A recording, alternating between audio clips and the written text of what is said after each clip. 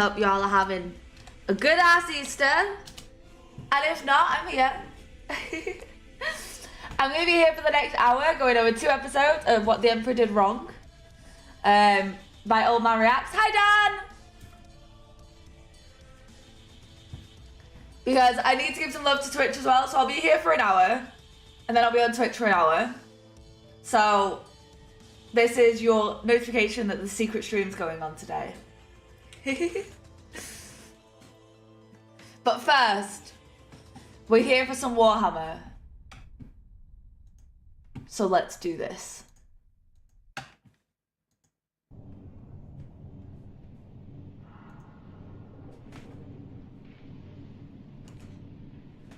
Searching. Are you alive? Are you alive?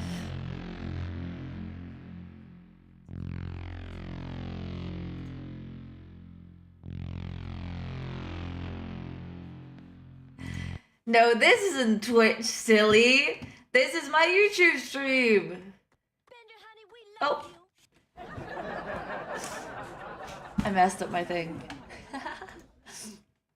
No, this isn't Twitch. I will be on Twitch after this, though. Hey, Sternly, welcome in. Happy Easter to both of you.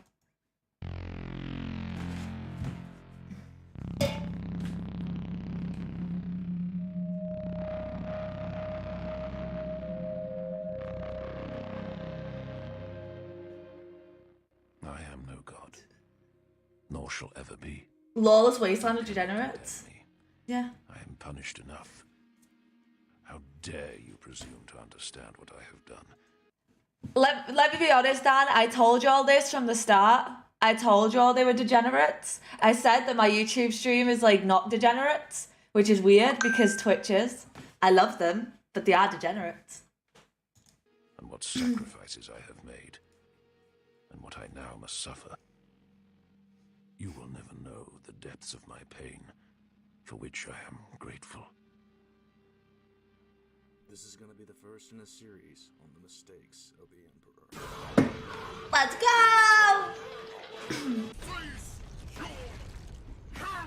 When someone first hears those words, the first thought is, and should be, You inspire your men to study such foul smut, Commissar? You heretic! indeed, in the 41st and 42nd millennium, the concept that the Emperor could have made a mistake easily qualifies as heretical in nature. In fact, during the height of the Great Crusade, the concept that the Emperor could have made a mistake was considered. Remember when the Horus Heresy was little more than a footnote in the 40k rulebook? Pepperidge Farm remembers. Boorish and rude to the extreme to speak aloud. It was only during the late Crusade and onwards into the Horus Heresy that people began to question the decisions of the Emperor.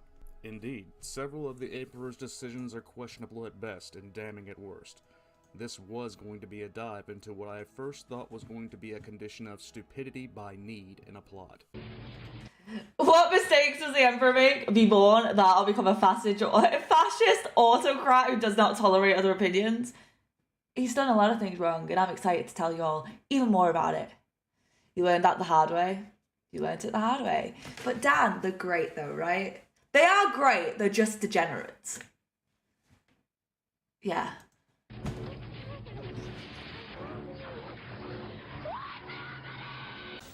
I don't know.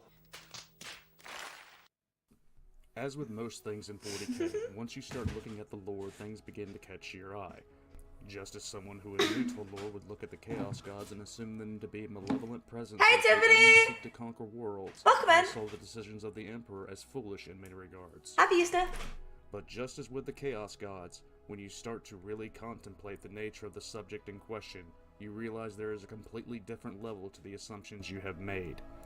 I had written a script for this very lore video and recorded it, and then halfway through the editing process, when I was trying to fit things together, I became frustrated with the amount of I say, old chap. Tell me where the freak's at! I made a mistake. I made a mistake! Alright, I'm bad at control. I'm still getting used to the soundboard. Where's I say, old chap? I just wanted to read it. I just wanted to read the meme. Time to die! made it almost impossible for the Emperor to take Sisters. fully to. Mateo, welcome in! Seems like you're losing this one too. I'm losing everything. Oh, you're too sweet, Tiffany. Thank you.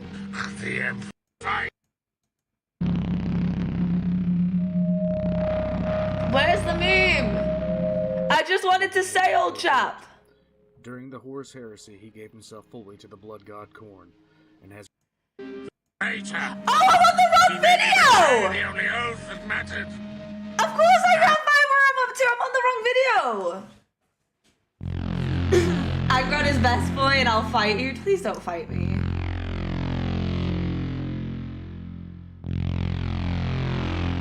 Alright, I'm on the wrong video. That's why I was struggling.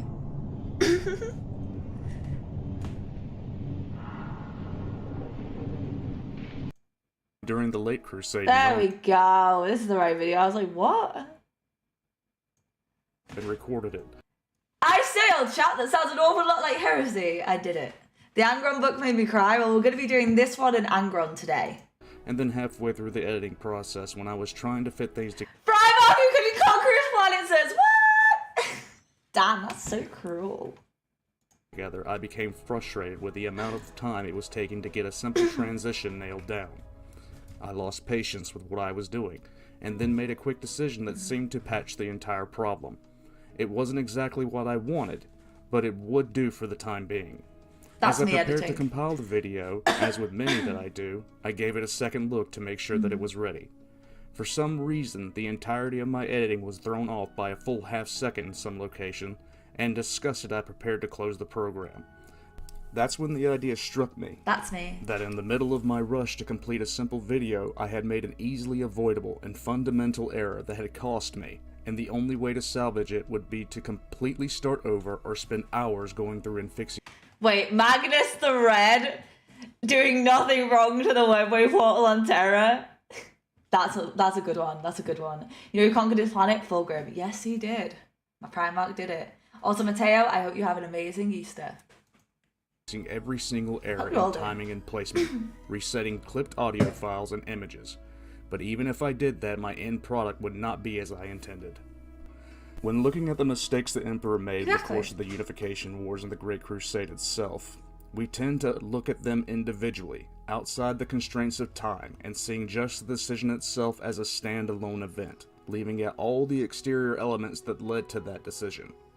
After scrapping the old video and beginning a new one, this one, I have come to a different conclusion. My head is heresy! Loathe the hairless head, for it is impure! Vibe. The Emperor did not make terrible choices out of incompetence nor stupidity. He did not make the interpersonal choices out of malice or hate. In the 41st and 42nd millennium, the Emperor is worshipped as the true god of mankind. Liam, it literally says in the description, requested by Liam. So there you go. You can tell him I watched it. Honestly, statistically, one Primark was bound not to rule the planet. Yeah, it just had to be Angron. But in the 31st millennium, he was known as just a man.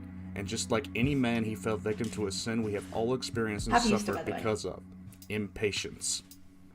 I feel your eyebrow raising in question as you listen to this, and your good commissar has not lost his mind nor his reasoning. When you look at the errors the Emperor made without context, it is easy to chalk up the decisions made to either plot convenience or pure contrivance. This is not a reader or a fan making excuses for bad writing. This series is no longer going to be about how a plot hole needed to be filled so the Emperor did something seemingly out of character. He calls us his war pugs. That's adorable.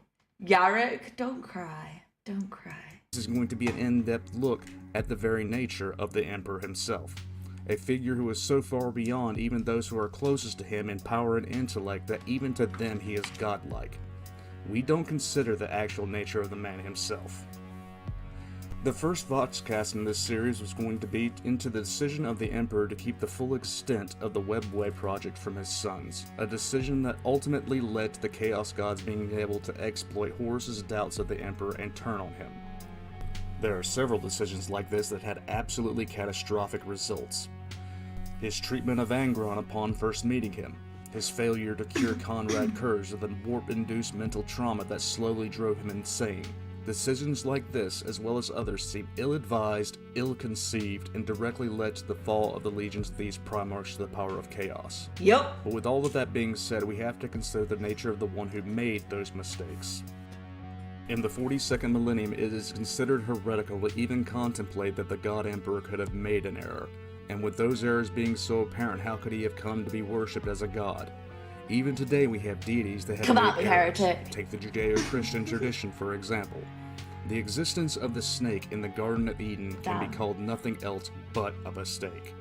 It is not uncommon for those who are deified to have made mistakes in any pantheon, in any mythology. Every single deity has made critical and profound mistakes that could have easily been rectified if not for one simple common theme.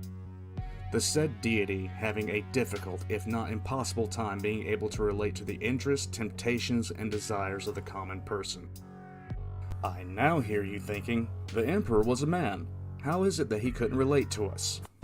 Well, I can't understand how some of you like the Stringstorm Idol project.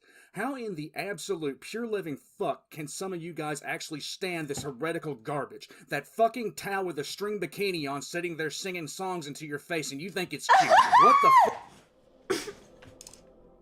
What was that?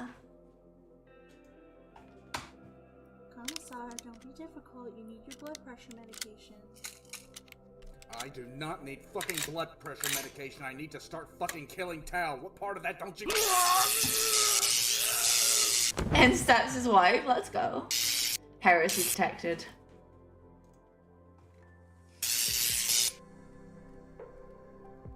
There, all calm now.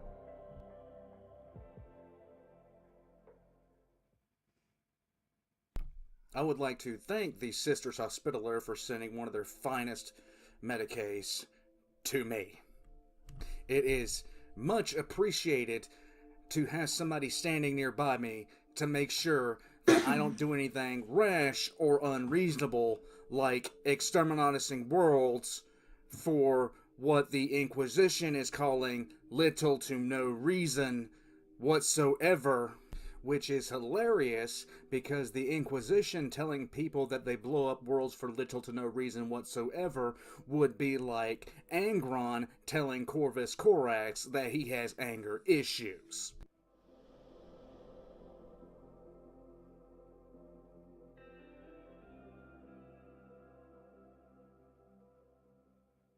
Back to the core of the Voxcast. To understand the nature of the Emperor, one needs to look at the decisions made in the appropriate context, so we will look at the history of the Emperor as we currently know it.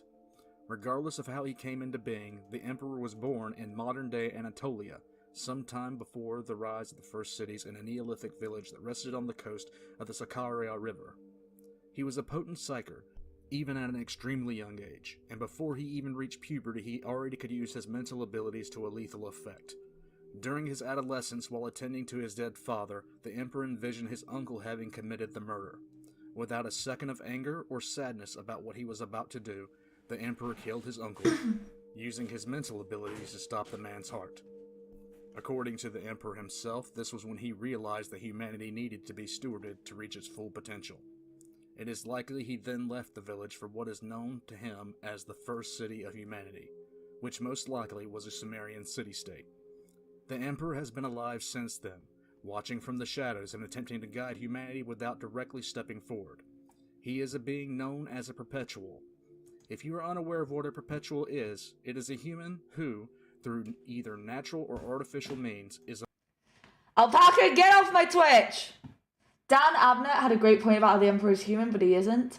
Just think how detached from the regular people billionaires are. Now times that by 100. One of the big three. Alpaca, get off my Twitch! immortal. Some known perpetuals are John Grammaticus, Olivia Surica, Erda, and Vulcan. In some cases, perpetuals can come back from the dead. For an example of how severe a death a perpetual can go through, one only Alpaca, I will be on Twitch in 1 hour. I will be on Twitch in 1 hour. Then you can spam my Twitch. has to look at Vulcan. At the Isstvan 5 Dropside Massacre, Vulcan was captured by none other than Conrad Curse of the 8th Legion. Hell no, to the no, no, no, hell to the no. To give context to those who may be new to the lore, from a universe that is defined by how horrible things are, being captured by Conrad Curse ranks easily in the top 10 worst fates imaginable. Vulcan was completely unaware of his status as a perpetual until this moment, and it's only when Conrad loses his temper we found out exactly how extreme this ability to revive is. Vulcan had been directly hit by a low-level nuclear strike on Isfahan. Conrad had captured him afterwards. Conrad had stabbed him to death, shot him, tore out his heart, cut off his head, crushed him, minced him, exposed him to the vacuum of space, and hooked him up to the exhaust ports of the battle barge. And yet Vulcan still kept coming back to life. In escaping Conrad Curse, Vulcan had activated a teleportation device which deposited him in high orbit of Macragge, homeworld of the Ultramarines. Vulcan drifted through the vacuum of space, entered the atmosphere, came through the fires of re-entry. I use that song as a gif all the time, top tier meme, I agree. Vulcan lives, I've heard the Vulcan does live. And made a sizable crater in the city of Macragge Civitas. Vulcan is dead! Oh God! Still he lived. That shows two things. Some perpetuals are able to come back from almost anything, and Vulcan's powers are absolutely insane. Vulcan, step away from the frog. I would like to pet this creature. Don't do It would be but a single poop on its noggin. Do not boop that very suicide bomb. I want to poop the snoot. Stop wanting. But Stop! must. Vulcan! But poop. No booping! Boop.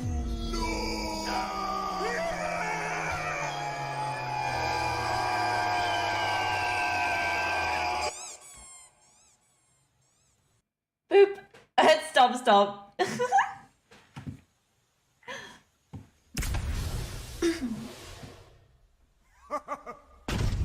As I stated before, my original idea was that the Emperor was simply the victim of the writers needing to fill a plot hole, but that opinion has changed. I threw out my previous thoughts and looked at the lore surrounding his early life as well as the information we have throughout the lore. The earliest example of this is a perpetual known as Erda. Her name translates to Earth in Old High German. Real subtle there, Games Workshop. She claims she met the Emperor when he was known as Neoth. Neoth. It is unclear if he was older than the Emperor. My soundboard went off. It tried to riot without me. He is somewhere, like a lot of other Primarks, Game Workshop's flawless writing. I know, absolutely flawless. She became personally involved with him. And got busy! But really though, what in the fuck do you mean? Fuck you. You. In the book Saturnine, she gives the earliest timeline-wise indicator of what the Emperor would eventually become. It is often said of 40k lore that the timeline is so vast and records are so poor that even things that are accepted as fact could be no more than hearsay. Such is the case with our own recollections. In most cases, we are meant to see the Emperor as a loving and compassionate figure who cared deeply for mankind in all ways. As more of the Horus Heresy series has come out, and more of the Emperor's closest advisors have been introduced, we see a much different, and from my own perspective, much more believable personality. When she speaks of the Emperor, it's clear that even though they were both perpetuals, she did not view herself as an equal to him. In fact, the way she spoke, she was nothing more than a candle next to a bonfire in comparison with him in intellect and drive, and her opinion of herself was high. What we gain from this insight is even among natural-born perpetuals like him, the Emperor was overwhelmingly powerful. The more she speaks, the more of an insight into the Emperor's personality we gain. Throughout their time together, other perpetuals would join them for a time but eventually leave, almost always because of the Emperor's vision simply driving over them, and being Honestly, the soundboard is sentient. I can't lie. I've been suspecting it for a while. Do a dab. unable to deal with the arrogance he displayed and the risks he took to advance humanity. Do I have a theory? Yes. The theory is the Emperor of Mankind, in fact, a giant asshole. She claims it was the perpetuals leaving that caused the Emperor to begin on the Primark project, an attempt to create loyal yet artificial immortals which would advance the Emperor's goals. Near the end of the Unification Wars, the Emperor had driven most of the perpetuals who had accompanied him away. Only those whose views aligned with his own stayed. Erda claims that her genetic code was used alongside the Emperor's to form the Primarchs. Don't tell Forgrim about that because... oh god, just please don't. It's grimdark enough in here. What is known is that directly prior to the events of the Great Crusade, Erda left the Emperor, claiming that during the gestation of the Primarchs, the Emperor did not allow her to take any part in their lives. Claiming that she feared for the Primarchs because she knew what the Emperor was going to use them for, she lowered the defenses of the gestation area to the powers of the warp, allowing the Chaos Gods to pull them into a warp rift and disperse the Primarchs around the galaxy.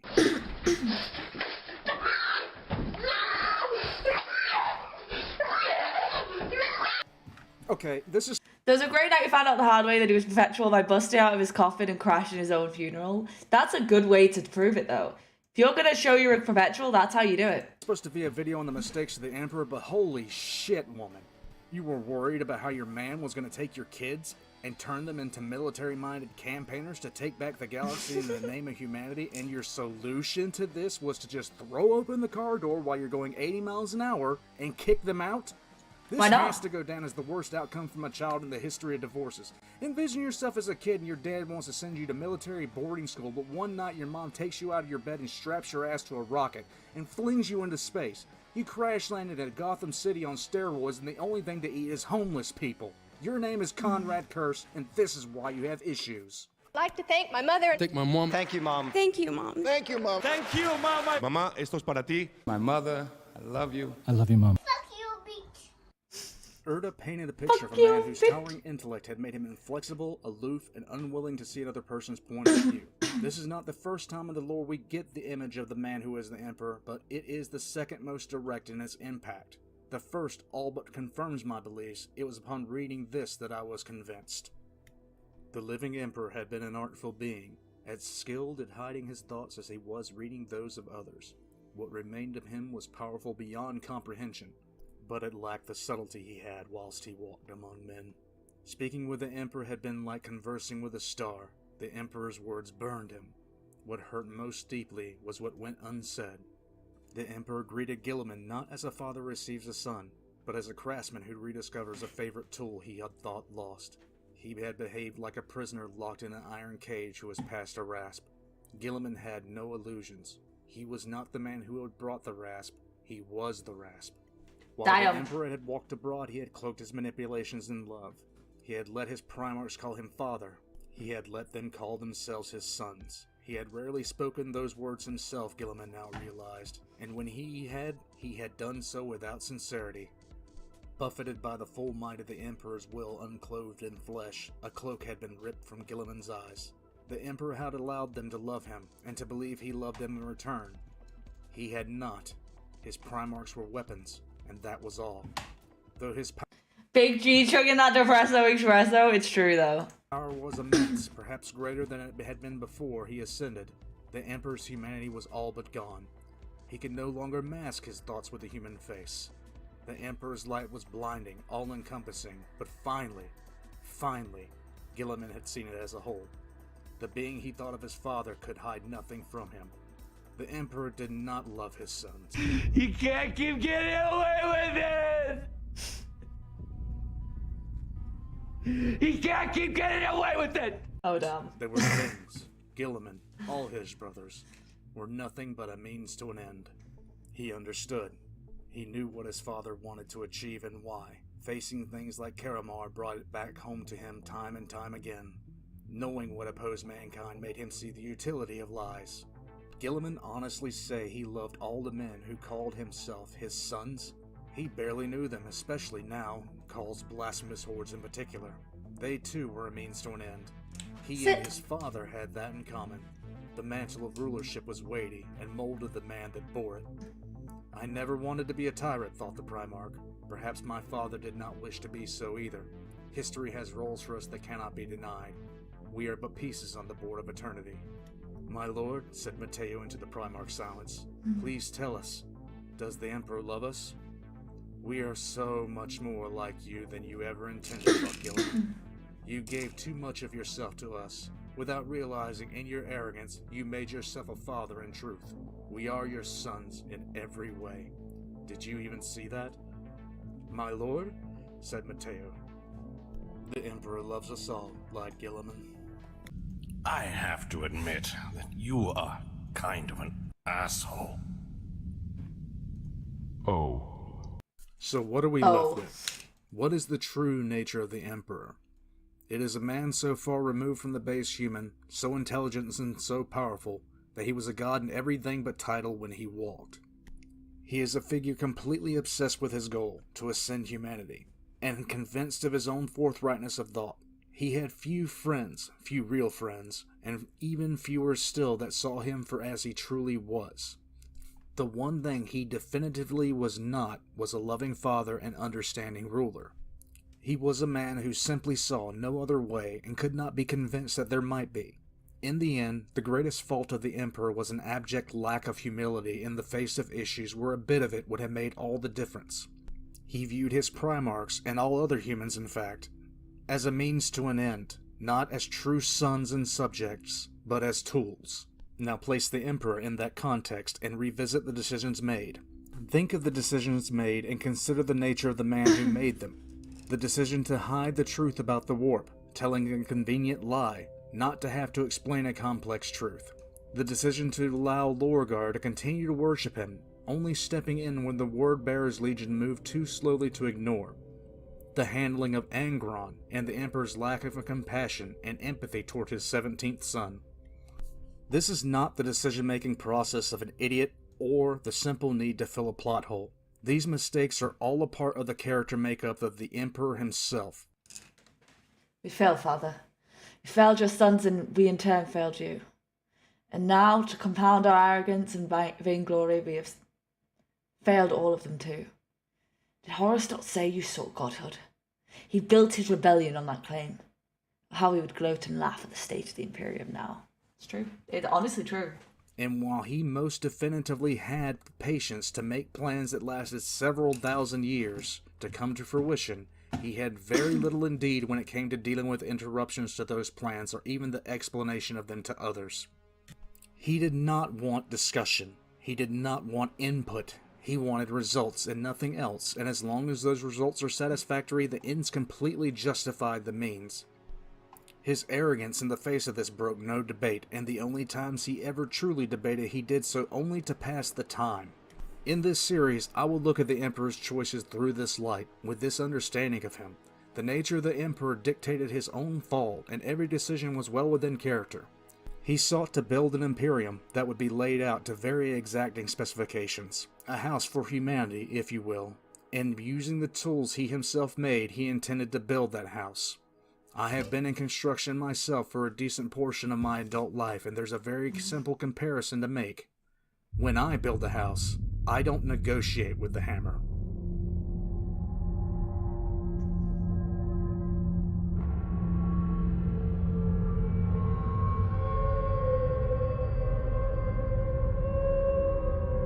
What would you know of struggle, perfect son, huh? When have you fought against the mutilation of your mind?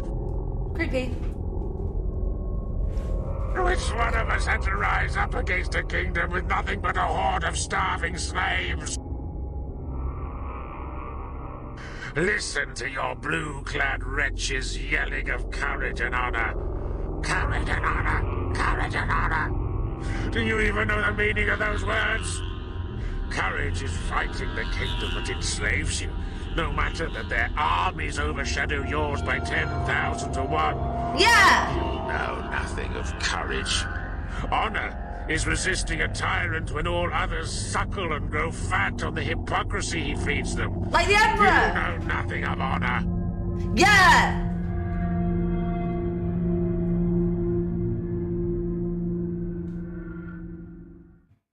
You guys ready for the next one?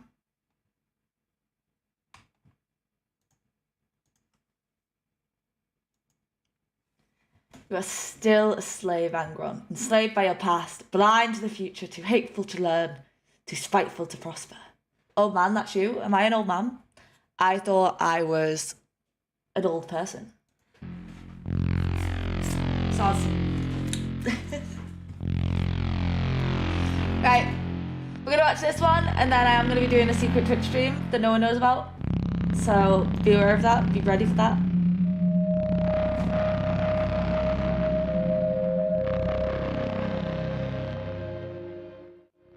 I was alone in the dark, and my brothers and sisters died here. They died without me. I swore, we all swore. We swore to stand and fight and die. Together. Together. The Emperor. High rider, dog filth. When Horus called, I gave my word. I gave my word because I lived when I should have died. That's no gift. He made me a traitor. He made me betray the only oath that mattered. To be fair though, Angron's got reasons to be mad. Like, hear me out. Angron's one of the few that like have a real reason to be mad at this Emperor. I lived and my brothers and sisters died here. Their bones left for the vermin, the wind, the snow.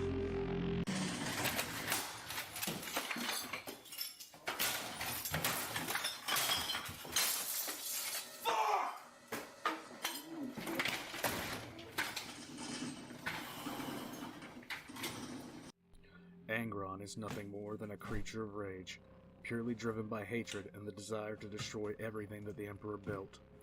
During the Horus Heresy, he gave himself fully to the blood god Khorne, and has remained in the service of the Chaos God since.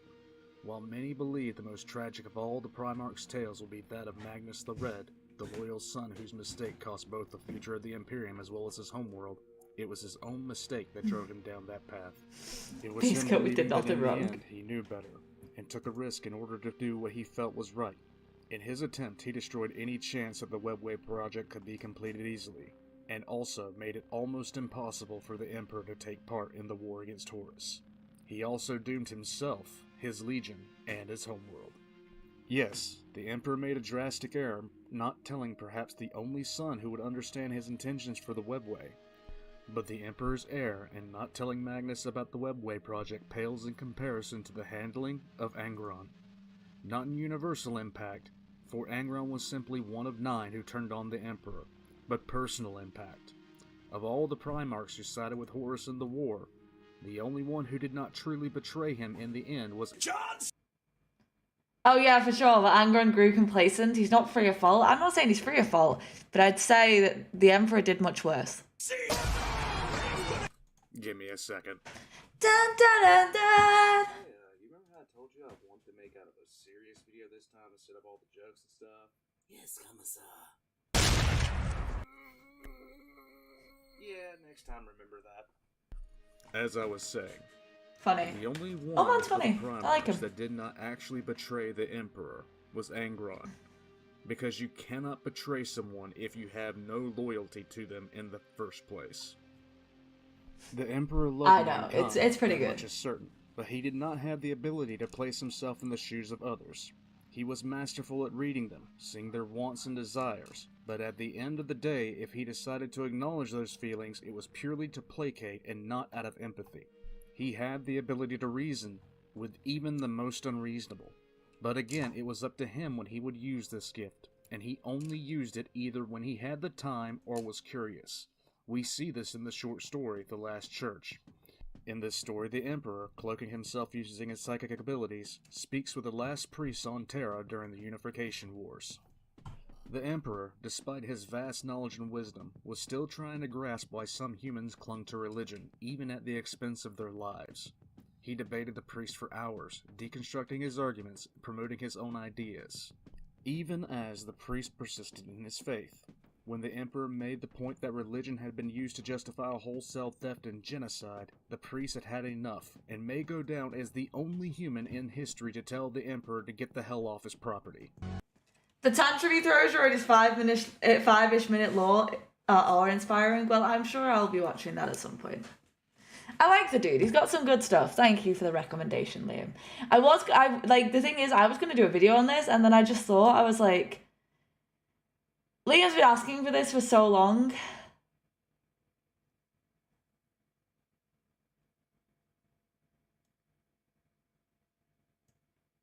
You found me in my reaction to 5-minute-ish lore? I don't think I've reacted to that yet. I don't think. I thought you came in during Luton. I was doing the Luton God of the Emperor series. So with the lion returning, the last relic of Big E is left in his claw. It's debated that it may go to Russ eventually. Oh, okay.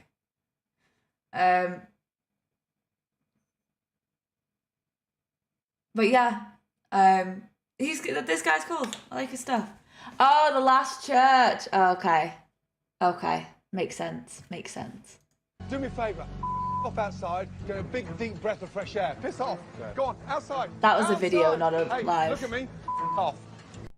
The Emperor then took off his psychic mask, showing himself to the priest, who then realized that the very event that had turned him down the path of religion had been nothing more than the Emperor speaking to him in the distant past. The Emperor, for his part, had decided to recruit the priest into his ranks, admiring him for his intelligence and assertiveness. But as the Emperor explained his vision for mankind to the priest opted instead to die alongside his church. He saw the truth that the Emperor did not. The Emperor could never understand religion because for him, there were no questions that needed answering. There was no disquiet or discomfort in the face of the unknown. You saw me on the Bricky vids? You know, so many people did. I think that got like 16,000 views. Some people were really nice, and then some of Bricky's followers are fucking horrible. Like, really horrible. I got some of the worst comments I've ever had during Warhammer have been from the Bricky videos. Some of his followers are disgusting. Like, for real. I had people calling me the R word.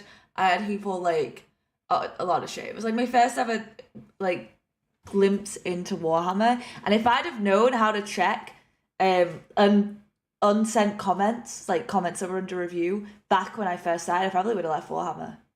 It was only because I already kind of got to know everyone before I saw those comments that I even stayed.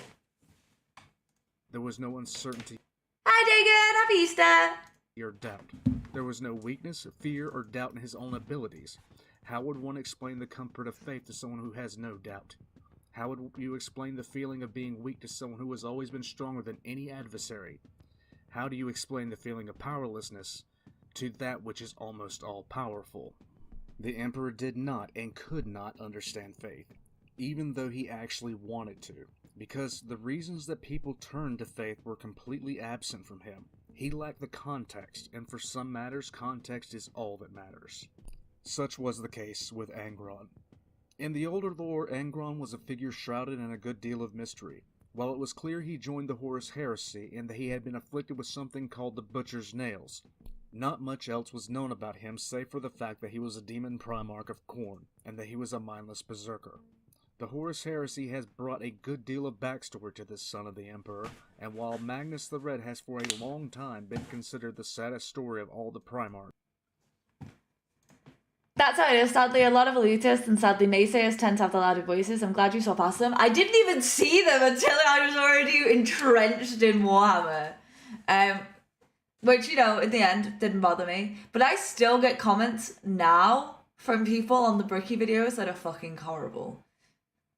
So, you know, I just hide them from the channel, because I'll take your view, I don't need your comment. You know? Angron's own tale eclipses it tenfold. While Magnus fell by the need to save himself and his sons after an error in judgment, Angron was doomed from childhood, and the only one that could have saved him from the lot that fate had drawn for him only drove the blade in further, turning a dangerous wound into a mortal one. Many of the Primarchs and other figures within the early lore of 40k are based on religion, fiction, or real-life people. A few notable comparisons are that of Rabute Gilliman and Marcus Aurelius, Sanguinius and Jesus, Conrad Curse and Batman crossed with Vlad the Impaler. Lorgar with any fucktard in any family known to exist. Which every family does. Every family has a fucktard in it. And if you can't think of who it is, it's you. The list goes on. Angron had the most direct comparison with all of them, however, as his match in history is Spartacus. Spartacus was a Thracian man who at some point prior to his enslavement was an auxiliary in the Roman army, and upon being enslaved was sold to a gladiatorial school in the city of Capua, called a ludus. The ludus belonged to a man named Lentinius Batiatus, forgive my butchered pronunciation. Sometime after his enslavement, Spartacus planned an escape with the help of his fellow gladiators Crixus, Gannicus, Costus, and Onomius. Spartacus led the slave revolt, but historians argue over his intentions, with many Roman contemporaries claiming that he intended to march on Rome, although now that is up to speculation. The numbers of Spartacus's army swelled as he marched towards Cisalpine Gaul, defeating 2 consular armies before having to fall back towards central Italy. I agree. He shouldn't have let Angron die, or killed him. Agreed. The Romans placed command of the 2 defeated consular armies, as well as several thousand reinforcements, in the hands of Marcus Crassus. Under Crassus's leadership, the Romans eventually drove the slave army until Spartacus brought his remaining strength to bear in the Battle of the Scylas River. Spartacus's entire army was defeated, but his body was never found, although all the contemporary historians claimed that Spartacus had been killed. With that out of the way, let us now look at the personal history of Angron. During the scattering of the primarchs, thanks Erda. So I'd like to thank my mom. Especially my mom. My mom. My mom. My mother. My mother, mi madre. Hunter, pistol, good shit, bitch! Oh. Bitch! Oh. Angron came to rest on the world in Syria, which was most likely in the Ultima Segmentum. Soon after he emerged from his gestation capsule, he was found by a local slaver, who found him almost mortally wounded and surrounded by multiple Xenos corpses.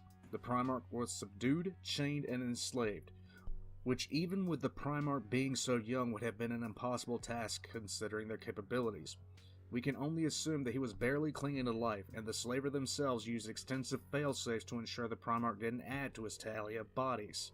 The word used to describe the amount of the dead was scores, which usually means a group of 20. At the very least, if the slaver was being completely honest with the number, the gross minimum number of Xeno dead at the hands of the newly emerged Primarch was 40.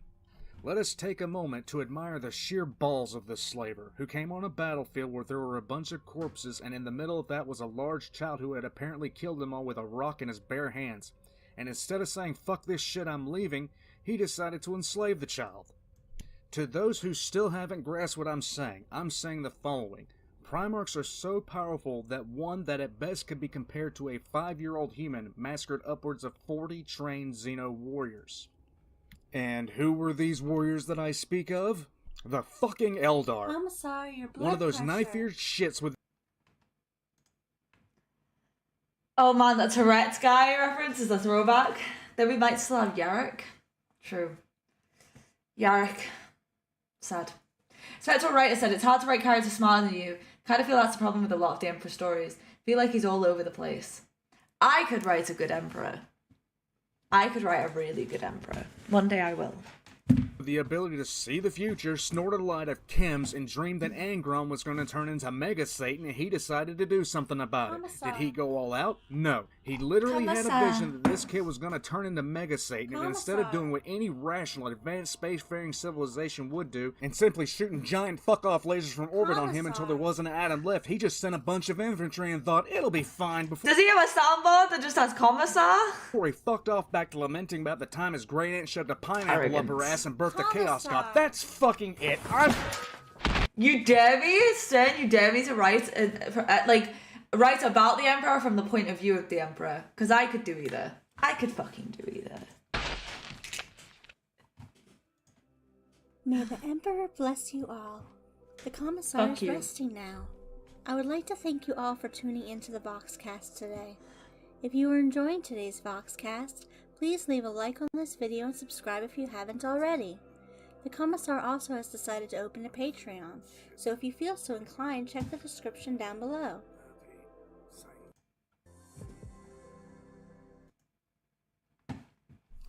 Thank you once more, Sister Evelyn. Okay, now what was I talking about? Right.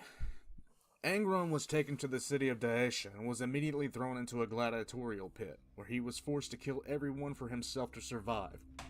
He was bought by the rulers of the city, who also happened to own the arena.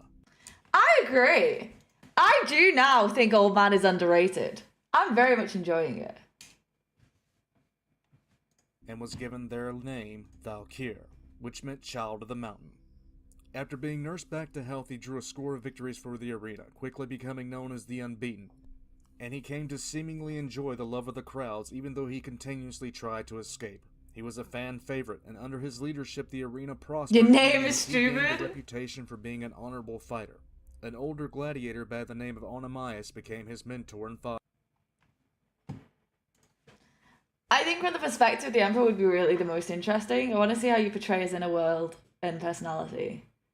I knew we did react, but lore content is new to me. Well, I knew kind of, because obviously Liam had been pushing it so hard. Liam, I got you. But no, his lore content's pretty cool. I like it. It goes into a good amount of detail, but it's also funny. It's kind of like if Major Kill toned it down a little bit. Does that make sense? If Major Kill just toned it down. And I am rather enjoying it. Father figure, and the two were paired as a seemingly father and son team, Yeah. making a massive string of victories in the arena. He hated those who owned him, attempting to break out often, but he loved his fellow gladiators, often calling them his brothers and sisters. He was extremely attached to them, celebrating their victories and training them to be the best they could possibly be. All of that changed one day as Angron and Onamias fought two Angron berserkers who had been implanted with the archaeotech known as the Butcher's Nails. After defeating the Angron, the ruling class of the city joyfully demanded the two victors fight to the death. Angron flatly refused, defying and insulting his masters, and as punishment he was surgically implanted with the Butcher's Nails. The Butcher's Nails were designed to boost adrenaline production and reduce serotonin to breed purely instinctual aggression, and at the same time it dulled out other emotional responses. Implanted in a normal human, the nails would have been a diabolical means of control. Surgically implanted in a primark, they became a time bomb, causing damage that would hinder higher brain function at the same time it rewired most of the primark's emotional responses. The moment that the nails were implanted in Angron's head, his death was certain, because the Butcher's Nails were not designed for something that complex. The more Angron's body tried to heal, the deeper the nails bit into his mind, in a back-and-forth struggle that would eventually destroy the central nervous system. Ignorant to this, the ruling class completed the implantation process and turned him loose on Onamias. Angron, overwhelmed by the impulses from the nails, killed his foster father in a fit of blind rage. When he finally regained his senses and saw what he had done, he howled like an animal for days. His foster father's death caused him to lead a revolt, and many of his fellow gladiators joined him. His slave army broke out of the city, living in the mountains and destroying any army that came for him. During their time plundering the countryside, they became known as the Eaters of Cities. Eventually, though, 7 large armies began to surround Angron's small force. Starvation set in, and Angron, even though afflicted by the nails, loved his fellow gladiators so much he was willing to feed them with blood from his own veins to keep them alive. Facing numerical superiority that not even a Primarch could overcome, Angron prepared to face death alongside his brothers and sisters. All his series is still ongoing, but he's wandered into the SCP universe and we're slowly pulling him back. Well, tell him to come back so I can watch some more of his stuff. Deal? He did want an Angron's human shipmaster and why she was the most badass humans in 40k. I agree with that. Another reason why Space Elves sucks, by the way. Fucking knife ears. This is when the Emperor arrived, after having watched... There was the Dark Towns with Major Kill and Arc with the only major law sources. Learning about 40k was an undertaking. Yeah. I can imagine that. Angron's revolt for some months from orbit.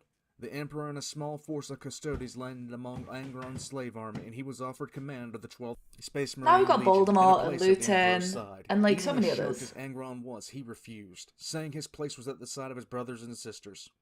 The Emperor's chest swelled with pride as he looked at his son, and the Wait, does he stream on Twitch or does he stream on YouTube? That's so funny. order was given. Drop pods and thunderhawks began to rain from the skies, and Angron looked to his father as his father looked out over the approaching armies. If your place is at their side, then I am at yours, my son, the Emperor said, even as the first of what was to be Angron's legion began to flood from their landers. Angron staggered back as well, tell him I said hello. Replacing the washing sensation of awe, gratitude with the typical rage and hate, as all around him, in numbers that seemed to grow unending, figures in power armor knelt to him. Some helmetless heads so cheeks streaked with tears and joy. Who are they? Whispered Angron, his breath sullen by the sight, even as his brothers and sisters around him drew closer, shock and confusion showing clear on their face. They are your legion, your space marines, the Emperor said, slowly looking back to him.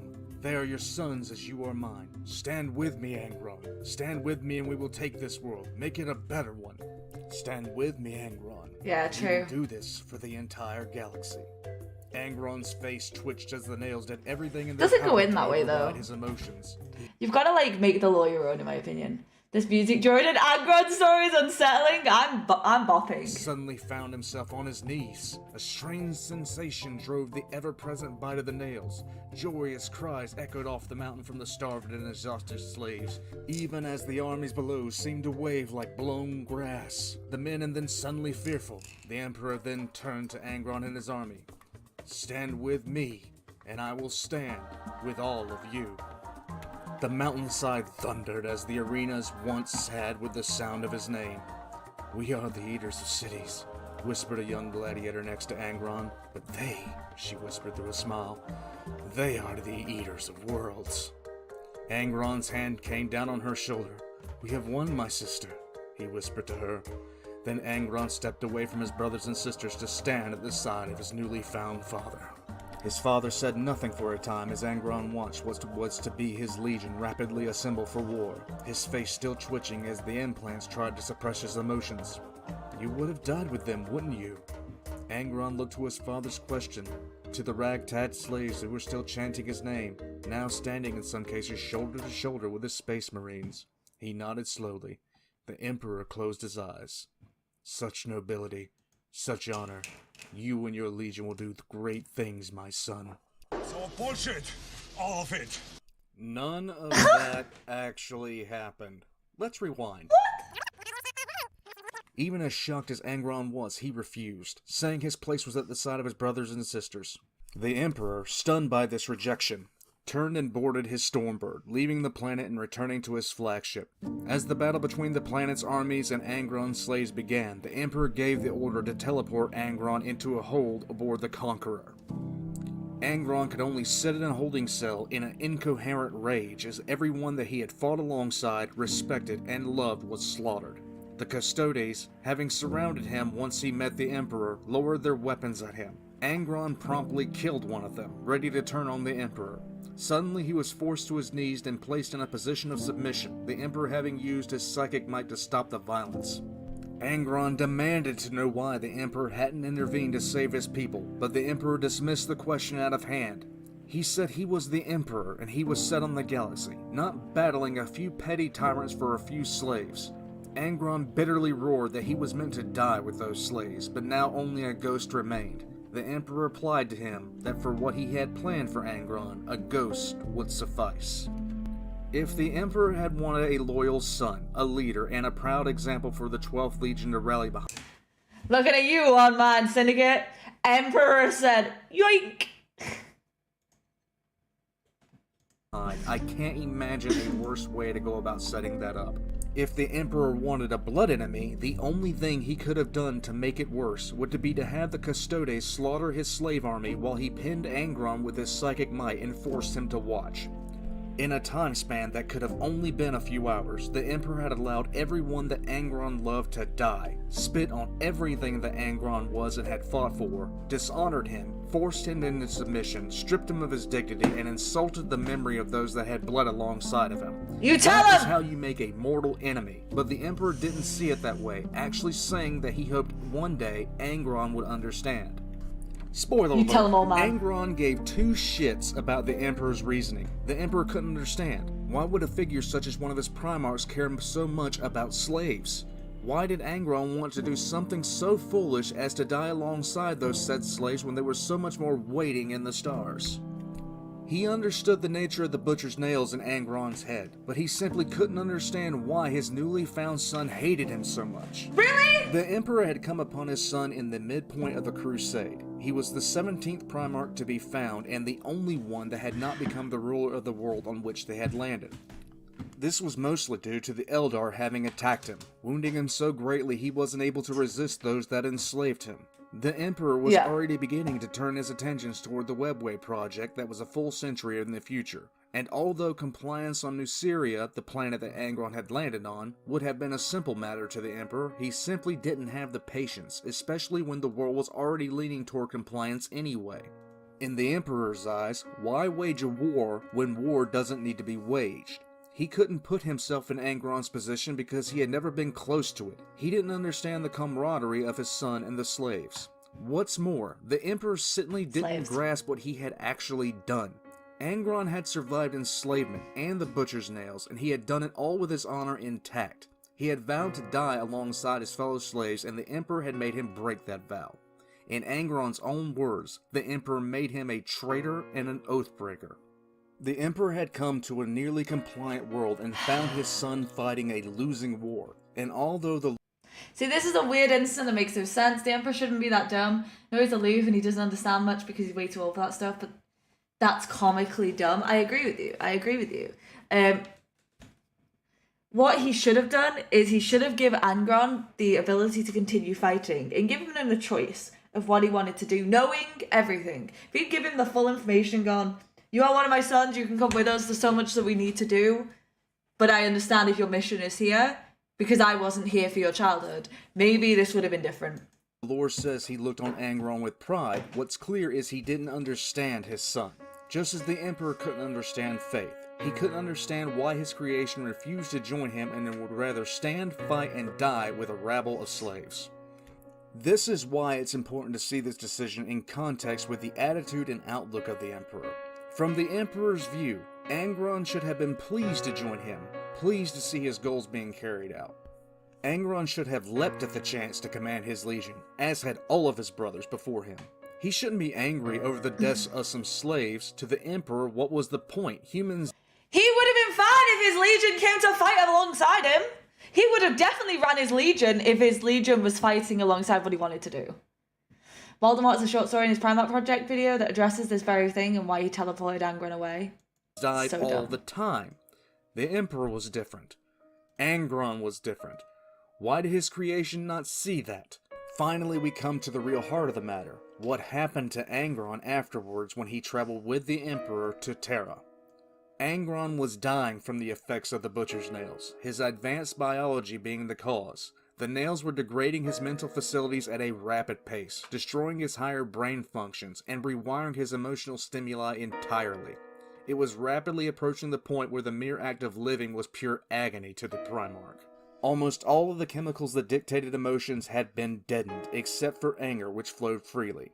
Anger was the only thing the Primarch could take any sort of pleasure from.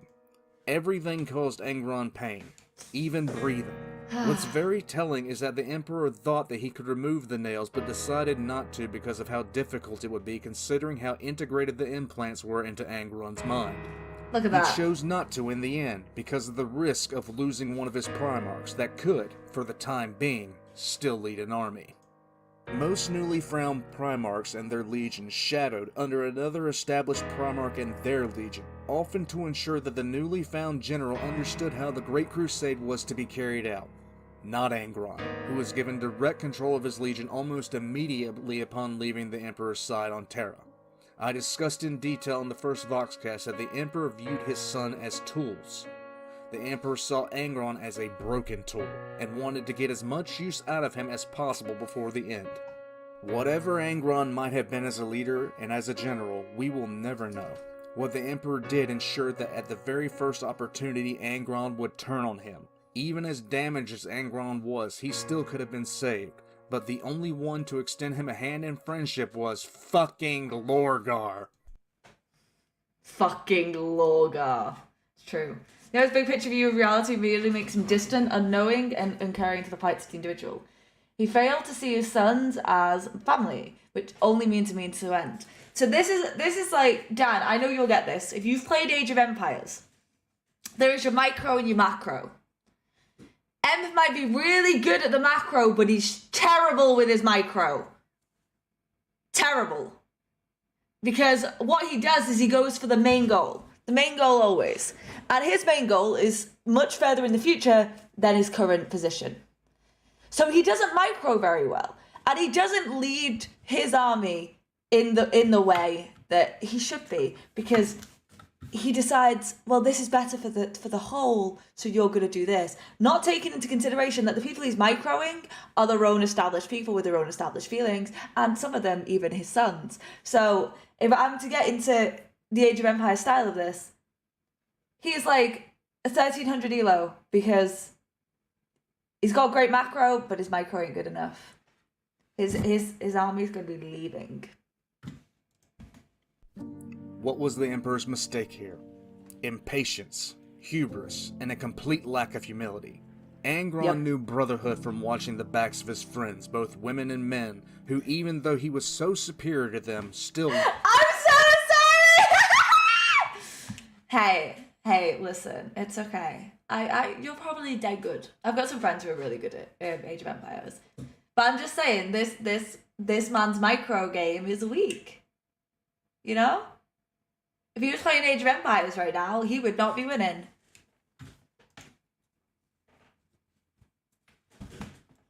Watched his own. Angron knew the honor that came from adversity, knew the taste of defeat and pain, and the nobility of facing down an enemy that he had no chance of winning against.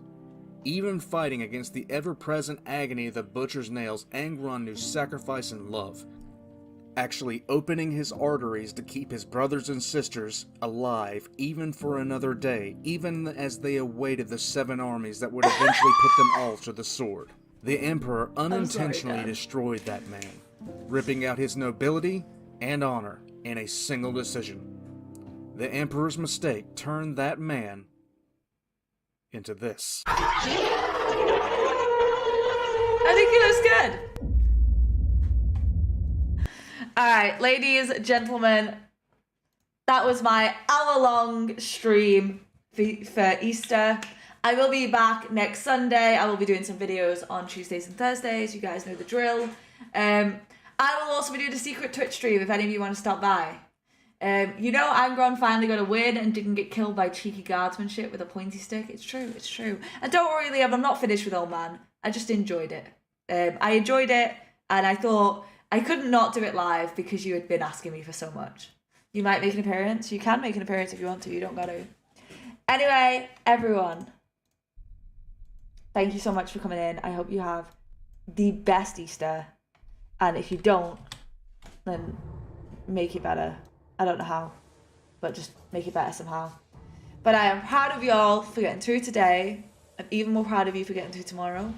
I've descend, arrivederci, good as shudders, go. Peace! See you next week. Bye!